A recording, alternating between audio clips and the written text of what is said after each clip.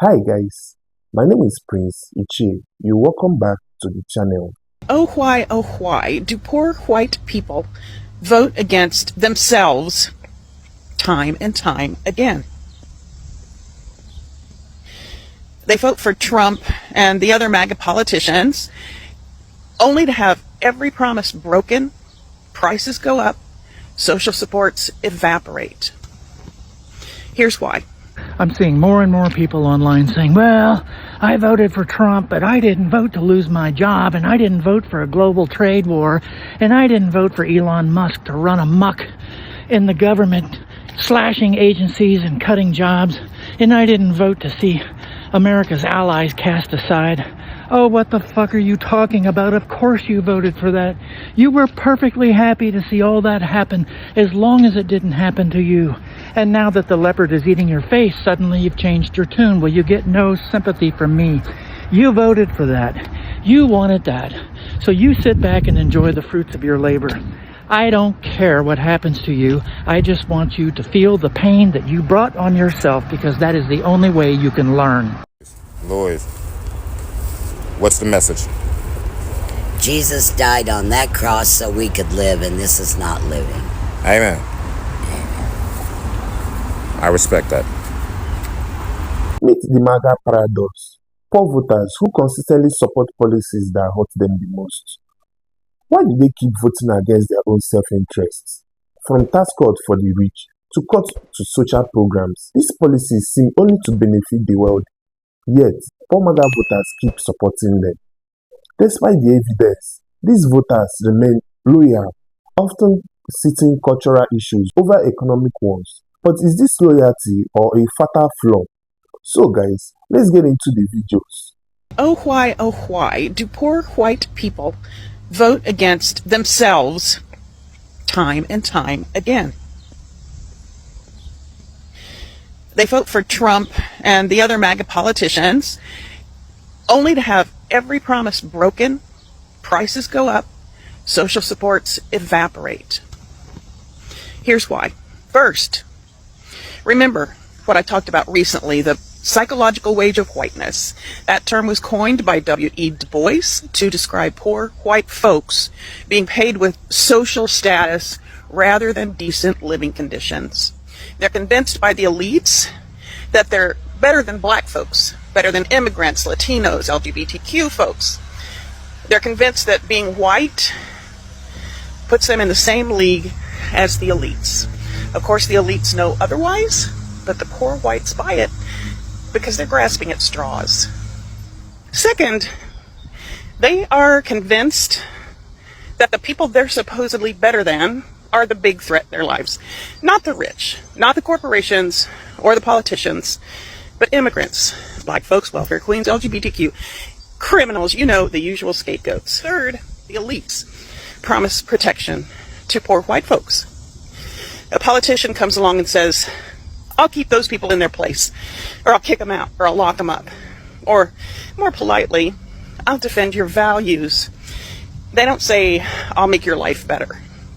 Well, they say it, they just don't mean it. They'll say, I'll make sure they don't get ahead of you. Fourth, they vote for the punishment, not the policy.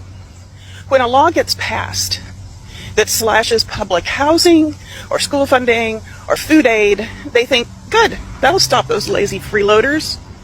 And they do some mental gymnastics that make them believe it's worth losing those things for their own families in order to see those problematic black people and immigrants and so forth being punished. It gets to a point where just seeing those guys being punished is reward enough, which is pretty sick, but that's how behavior works. Their housing, schools, and groceries are on the chopping block too, but they blame that on Biden. Always a scapegoat. They get hit by the same policies they were told would punish the others, and they blame the wrong people. The system fails them, but they've been trained to blame the scapegoats, not the cause, which is the rich people, the people they voted for. So they think the problem is still those people, not the fact that they were personally manipulated by the people they voted for. They're basically saying, I'll take the hit as long as you don't help them, or worse, as long as you hurt them. That is the psychological wage Du Bois was talking about, the trade-off between material security for racial status. And that's a crying shame, folks. I didn't know anything about Trump's policies. I just voted for him. Nah, MAGA, you can't get away with that with me, right? Because you were too loud before the election about how it was going to make the country better. So when you hear MAGA say things like that, you know what that is? That's somebody that's a coward. They're afraid to stand up and align themselves visually, right? For everybody to know with all the crappy shit you see happening right now, they know it doesn't look good, but they don't have the backbone to still align themselves with it. So now it becomes, I didn't know no better. You knew enough to be loud about it before the election. So I know enough about it to keep calling you out on it now. Stop making these people feel comfortable. The problem is people like MAGA folk who go all in on stuff like that. And then when it gets really, really bad, they want to act like, well, I didn't know any better. You're not a child. You're a grown ass adult. You're not a child. So I'm not going to treat you like one. And what do conservatives always talk about? Personal responsibility. And that's what I expect you to have too. But I'm not going to let any MAGA get away with, I didn't know. Well, you should have known, or you should have stayed your ass at home. Sorry, America! Sorry, America! We were wrong! We believed the lies! We paid the price! We paid the price! We are sorry! We are sorry! We were wrong! If you could say anything to President Trump now, what would you say? I expected better from you. I really did. I expected that you would do what was right and cut waste and fraud and all of those things that you promised us before we elected you in office, but you're not doing that. You're creating a disaster, and I don't know what America is going to look like if this continues. Did you ever think that your job would be impacted in a Trump administration? No, absolutely not. Jennifer Piggott was abruptly fired from her job at the Treasury Department's Bureau of Fiscal Service here in Parkersburg, West Virginia, along with 124 other probationary employees. She voted for Donald Trump and thought her government job would be safe. But to cut the knees out of the working class Americans just doesn't make sense to me. You know, it's what's the checking account look like, babe? We went through our list of items on our budget and said, what can we get rid of? And we've gotten rid of all of those things, including cable. I had my last review on the 31st of January, and I had the highest rating that you can get on a review, less than 21 days before I was terminated for my performance. On top of losing her job, Jennifer is facing backlash from both Democrats and Republicans for speaking out. She's received death threats and more. Our home's been egged. You know, they've hacked my Instagram and posted horrible things about my deceased mother. I think I just failed a test. My Latino neighbor, who was one of the few people in my neighborhood to have Trump signs out, just passed by me as I was working in my front yard. And he's always very friendly. He's a very nice guy. Very sweet, nice guy. But we've never talked politics, ever, ever, ever. But I think he knows where I stand. He's not on social media, but most of our other neighbors are that he hangs out with. And he compliments me on what a hard worker I am, because I'm always working at my yard and doing projects and whatever. And then surprised me with, man, that guy in office is coming on hard. I never expected him to come on so hard for these people.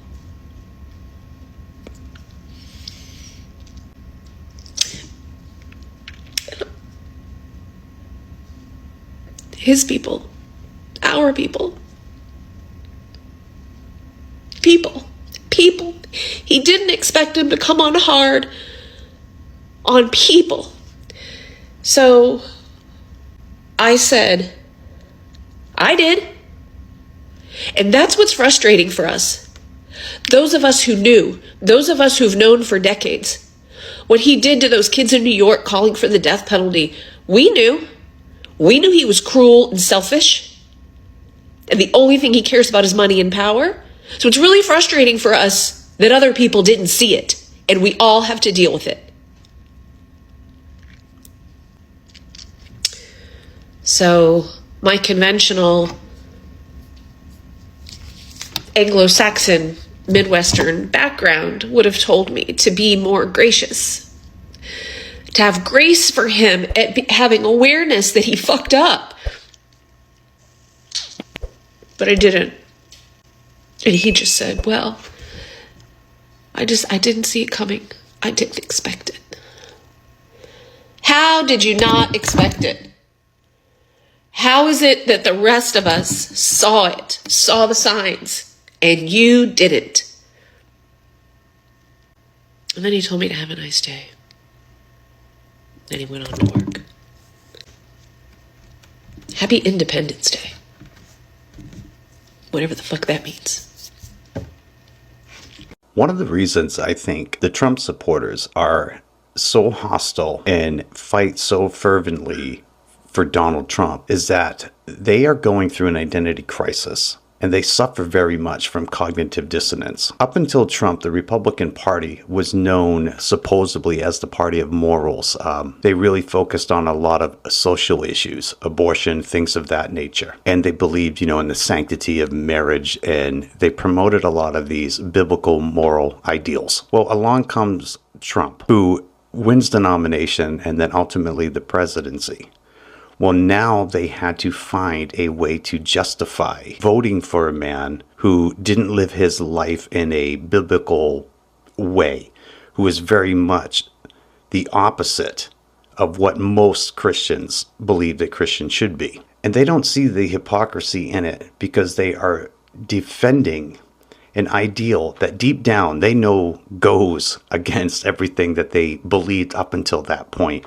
But it's definitely eating them up trying to reconcile all of their ideals and then having Trump as president, because he blatantly goes against everything they stand for. He makes a mockery out of their beliefs, but yet they will support him because of identity politics. And so when they are confronted with that hypocrisy, because they are so identified with the Republican Party, that they will justify it and make excuses and use a ton of the whataboutism. The inner conflict is great, and the longer they go, never questioning the things that come out of the Trump administration, the more indoctrinated they become, the easier it is to justify.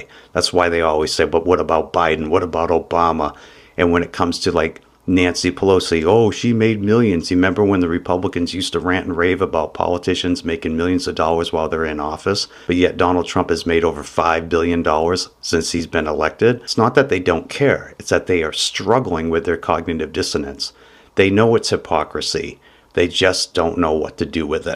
Imagine being a teacher or a principal in a school in a red state, which depends on funding, federal funding from the Department of Education, and still voting for Donald Trump. What am I talking about? Watch. CNN analysis found the 15 states that most rely on federal funding for its public schools in 2022 all voted for Trump.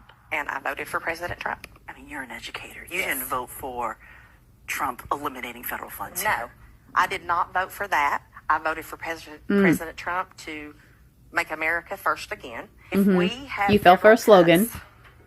Then that's going to mean bigger classroom sizes. I would lose teachers, first and foremost. It's devastating. I don't think that anyone in our county wants to cut our school funding. I don't think that anyone voted for that. Do you mind if I ask who you voted for in the election? I voted for Donald Trump. We all know and understand that red states, the education is abysmal, that they are always on the bottom of the docket when it comes to test scores, reading levels. They are horrible. And here we have two educators that know that their states, their schools depend on federal funding, depend on them. Yet they didn't bother to do the basic research of what their candidate was going to do. They fell for a slogan. Instead of listening to all the times Trump said he was going to get rid of the Department of Education, that he was going to go after LGBTQ people, that he was going to get rid of DEI, that he was going to do all of these things, and looking at the bills that have been happening in red states, instead of actually doing the minimal bit of research, they fell for a slogan and thought, well, I never thought that this would happen. So I guess these red states are just going to have to pick themselves up by the bootstraps, right? Because they voted for this and now they're getting what they voted for. All my love. My problem is that these people, these MAGA voters, they vote for like billionaires, and there is this worship and idolatry of it, and it makes them feel empowered to vote against their own interests. And it's a really interesting case study. So Mississippi just decided to rid itself of its income tax, and Mississippi MAGA is taking a victory lap, but that should probably be reconsidered. See, taxes are like the state's income, and if you remove the state's income, it still has bills to pay, which means that it's still going to be made up in some way, because in some way Mississippi will have to come up with the funds to pay its bills. Income taxes are progressive, which means that the more that you make, the more money you pay into the system. In lieu of an income tax, what's going to wind up happening is that it's going to be made up in other taxes, sales tax, property taxes. You may look at other states like Florida that doesn't have an income tax and think that looks pretty great, and it does. But Florida has a huge tourist industry. That means lots of people coming in, using all of their toll roads, providing them with a steady stream of income. It also has pretty high property taxes. So all of these taxes, which have to be paid, and they're paid based on the amount of money you have spent on your property or the things that you purchase, which is a regressive tax. What that means is that whether you're a millionaire or you're below the poverty line, you're paying the exact same tax for the things that you purchase. I'm sorry, guys, but this isn't the win that you think it is. Godspeed. I just saw a post explaining MAGA women, and it makes so much sense. We wonder why people vote against their best interest, but this creator said that MAGA women were the pick-me girls. When they were younger, they were pretty, or at least average, and they got a lot of attention from men. And patriarchy does not tend to reward women as they age. Women are worth more to patriarchy when they are young and childbearing, and when they start to see that they are not being favored by this system, they become Karens, and that's how Karens happen. And Karens vote against their best interest because they think they're still being favored by the patriarchy. Jesus Christ. All of that makes so much sense. This result is a self-destructive streak that hurts millions of poor Americans, yet they keep voting for it. Is it FAFO or something more sinister? Some say they are victims of a rigged system, others say they are enabling their own oppressions. But one thing is clear, someone is getting hurt. So guys, thank you for sticking around with us till the end. We really appreciate your support and your dedication to understanding the complexity of the world around us. If you enjoyed this video, please show us some love by hitting that like button and subscribing for more explosive content. Your feedback and your thoughts means the world to us. So don't hesitate to share them in the comments below. Until next time, stay curious, stay informed, and we will catch you on the next one. God bless.